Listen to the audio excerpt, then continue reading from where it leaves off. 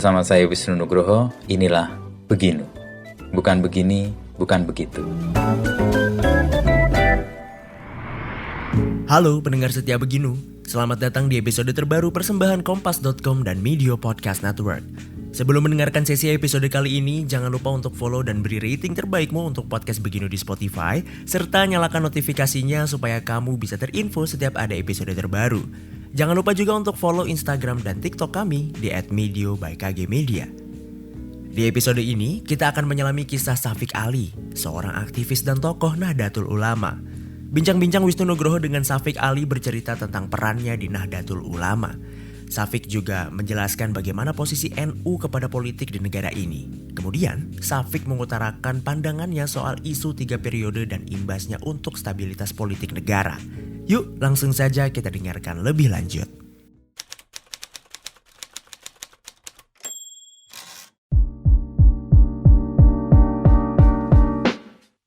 Lalu kemudian kan ada tahap Syafiq menjadi ketua PBNU nih. Dan ini kan gue lihat dari list nih ya.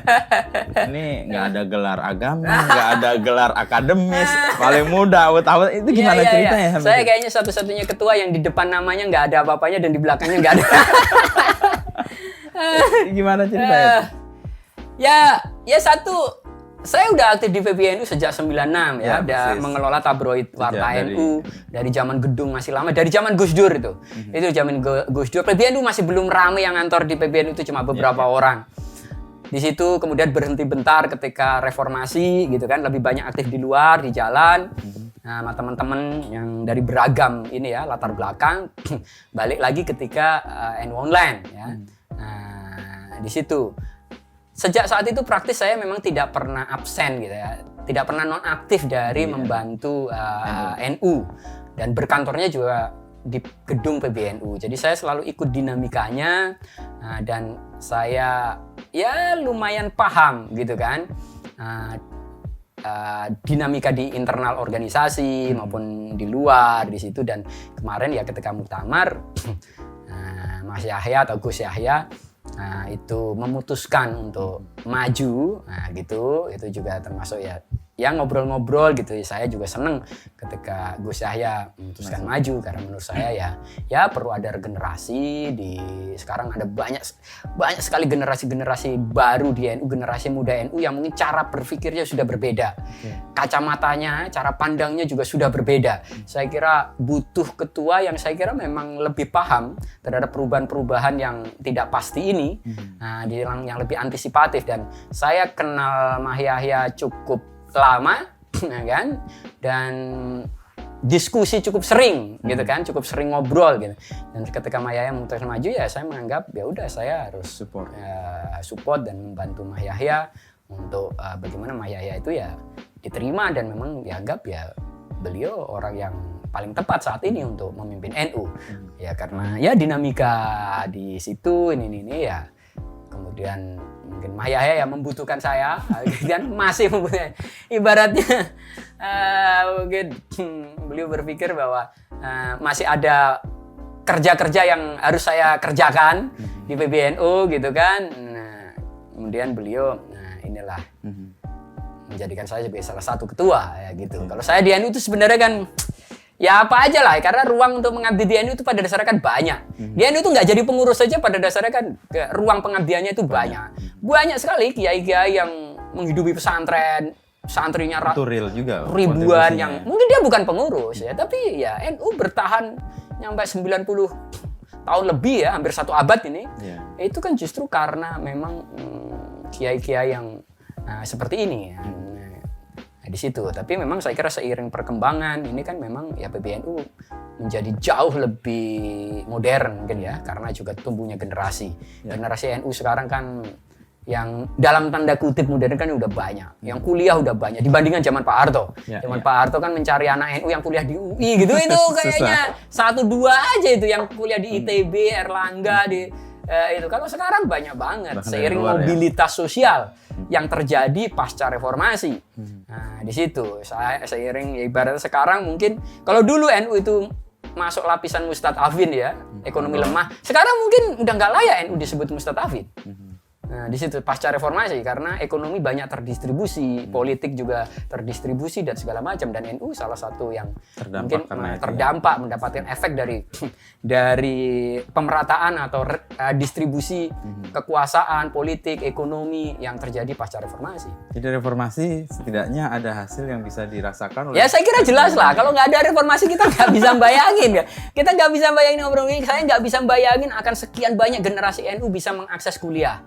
Saya nggak bisa membayangin misalnya ada program kayak LPDP, karena dulu GNOTA itu kesannya kayak jasanya Mbak Tutut gitu ya, Gerakan Nasional Orang Tua Asuh. Padahal negara pada dasarnya mampu ngebiayasain ribuan anak.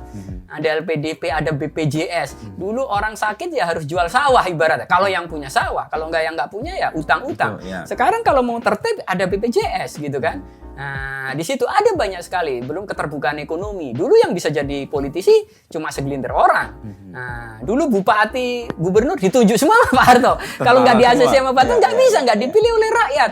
Jadi ekonomi dikuasai oleh segelintir orang, buru-buru. Yang bisa dapat akses bank segelintir orang. Orang asal ngajuin belum tentu bisa dapat. Artinya akses itu dulu dimonopoli oleh segelintir, bener-bener segelintir orang. Mau akses politik, mau ekonomi, mau pendidikan, mau ini apa. Rombak ya. Di situ. Reformasi saya kira meruntuhkan itu semua, walaupun tidak sepenuhnya, ibaratnya meruntuhkan oligarki Karena masih yang ada. Ya, tetapi saya kira bahwa distribusi kekuasaan sosial, politik, ekonominya jelas itu terjadi secara masif. Dan ini tumbuh di generasi baru NU ini ya. Tidak susah cari NU lulusan UI, lulusan luar negeri, lulusan kampus-kampus terbaik. Ya, nyari anak NU sekarang yang pinter urusan non agama udah banyak lah. Udah banyak. Saya nyari anak NU yang pinter programming gitu udah banyak. Yang bikin aplikasi NU online ya anak-anak NU sendiri, kader-kader sendiri. Di situ nggak perlu ngebond istilahnya. Kita masih pakai pemain akademi. Di situ.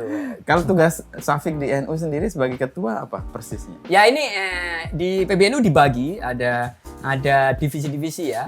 Ada divisi yang membawai, misal kayak yang tergabung di kelompok saya itu ada wakil ketua, itu ada Pak Nizar Ali, ada ketua-ketua, ada Prof Mukri gitu, ada Prof Zainal, ada saya, ada Mas Amin Husni, ada wakil-wakil. Itu membawai ada beberapa lembaga, ada lembaga hukum gitu ya, ada lembaga pendidikan, lembaga perguruan tinggi dan Ma'arif itu lembaga pendidikan. Terus tetap ada lembaga media tadi, LTN yang Kominfo NU itu juga tetap di bawah di divisi saya.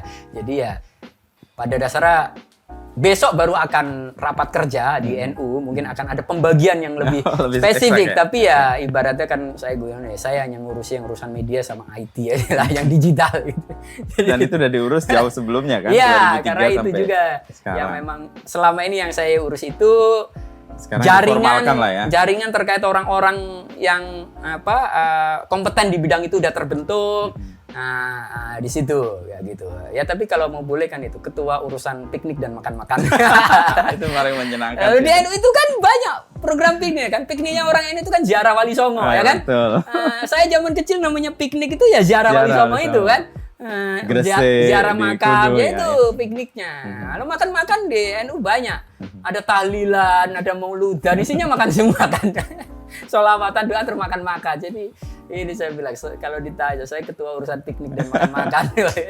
Tapi ini terakhir kan soal ini, Syafiq, PBNU itu kan kayak terseret ke politik ya. Apalagi isu soal 3 periode gitu ya. Kayak memberi angin, lalu Syafiq gimana? Ya, saya kira sih tidak ya. Saya kira Gus Yahya saya kira punya... beliau orang yang cukup lama sama Gus Dur, artinya beliau juga hitungannya aktivis ya, saya kira sangat paham dalam konteks prinsip-prinsip bagaimana demokrasi itu bisa tegak dipengaruhi apa aja. Saya kira beliau sangat paham, tetapi ya saya kira ada faktor bahwa ya saya nggak tahu persis waktu itu, mungkin kan kontak wartawan doorstop kadang nanya kan, wartawan selalu nanya peristiwa-peristiwa aktual untuk ditanyakan ke tokoh-tokoh ya, ditanya ya mungkin ya memang beliau mungkin tidak dalam posisi juga yang ibaratnya bisa mengatakan oh nggak bisa kayak gitu-gitu. Jadi saya kira itu ya statement yang ya mungkin dianggap memberi angin dikit gitu ya. Tetapi kan cuma posisinya ya terkait usulan itu dengan argumennya ya oke, dianggap masuk akal. Tapi kan saya kira tidak dalam posisi berarti mendukung. Nah di situ. Ya, dan itu memang saya kira kan karena isu terkait yang sangat sensitif ya, urusan pemilu, artinya perpanjangan masa jabatan presiden.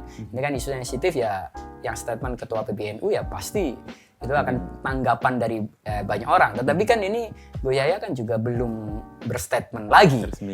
Berstatement lagi, artinya tidak ada wawancara panjang terkait pandangan Gus Yahya terkait pemilu terkait di situ. Tapi kan yang jelas bahwa komitmennya Gus Yahya ini kan tidak ingin membawa NU terlalu terseret politik.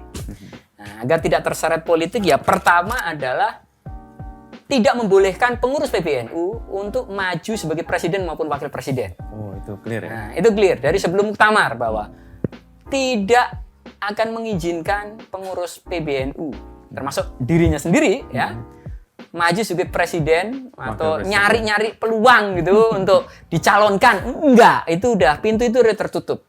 Itu belajar dari pengalaman sebelumnya ya? Karena itu sering dipakai. Iya, karena betul, karena itu akan menyeret NU benar-benar dalam pusaran di situ. Pertama yang dilakukan kan itu. Yang kedua, Gus Yahya ini pengen memperkuat NU di dalam, ya. Jadi penguatan interorganisasi, penguatan internal. Makanya sekarang misal kita dengar misal banyak sekali PBNU itu kerjasama. Mungkin sementara memang kerjasama sama pemerintah. Tapi terkait proyek-proyek yang kita anggap bisa dibawa ke bawah, ke grassroots. Seperti replanting sawit, ya gitu. Replanting sawit. Tapi ini yang memperkuat sawit rakyat pada dasarnya. Selama ini kan sawit itu didominasi korporasi pemainnya. Bener-bener. Dengan ini PBNU pengen bagaimana sawit rakyat ini porsinya naik. Nah, PBNU kerjasama dan itu diberikan ke petani-petani di jaringan Nahdien di level grassroots, bukan oleh PBNU yang ngambil. Yang mendapatkan kemanfaatan adalah grassroots Nahdien atau jaringan Nahdien. Kemudian ada kerjasama lagi gitu kan, terkait lingkungan hidup gitu kan. Itu juga sama, semangatnya kan juga merawat alam kan gitu kan. Nah, di situ. Nah, semangatnya juga ini agar menggerakkan jaringan di bawah. Jadi memang pengen membawa program-program ke cabang-cabang, ke kabupaten atau bahkan kecamatan atau ke desa-desa. Tapi ini kan baru. Ini kan baru beberapa bulan, artinya kita ini kayak piloting juga. Kita pengen lihat. Kita pengen lihat model yang dibangun oleh PBNU ini bisa jalan atau tidak di lapangan. Kalau bisa jalan ya itu lanjut. Oke, jadi memang orientasinya penataan internal, memperkuat, apalagi tema muktamar kemarin kan juga urusannya kemandirian. NU ini organisasi besar yang pada dasarnya sebenarnya kalau warganya pesantren ya mandiri.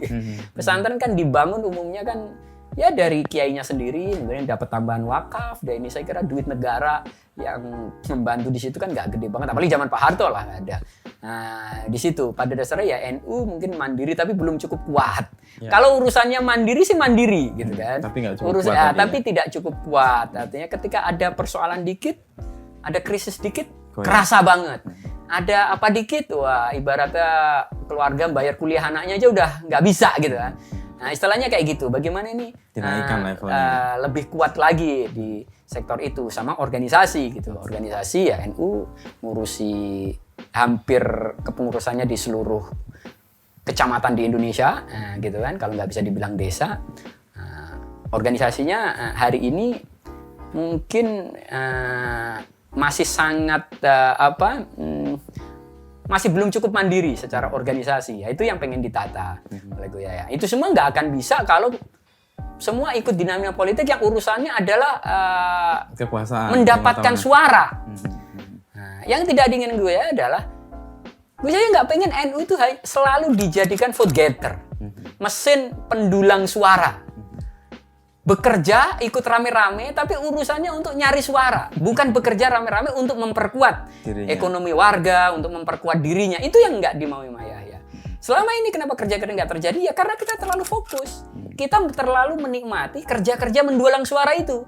Karena itu dianggap bargaining politik NU. Tapi padahal itu instan ya, dan nggak memberi dampak yang dampaknya nyata. pada warga NU masih bisa dihitung kalau ditanya, gitu kan? Nah, kalau ditanya dampaknya seberapa besar ya? Mungkin banyak warga NU mengatakan nggak besar-besar amat. Itu yang pengen diubah. Jangan sampai NU yang memang jaringannya luas ini, warganya puluhan juta ini, hanya rame-rame kalau urusan mencari suara. bagaimana kita rame-rame itu ya rame-rame kerja. Memandirikan atau Di situ. memperkuat kemandirian Nah, tadi. betul. Nah, itu pengen Goya ya, makanya dia pengen ditahan. Urusan politik tuh cukup 1, 2, 3, 4 orang lah istilahnya kayak gitu. Yang ngurusin Enggak warga-warganya sampai di Nggak bawah dapat. diajakin dia ini. Sementara kita belum dalam posisi yang kakinya cukup kuat ya. Karena pada dasarnya kan memajukan NU ya memajukan Indonesia. Iya. Karena kalau NU tuh bisa membantu menemukan jalan agar warganya makmur ya artinya kan Indonesia kan makmur juga. Indonesia kan tingkat kemiskinannya lebih rendah kan gitu. Simpelnya begitu.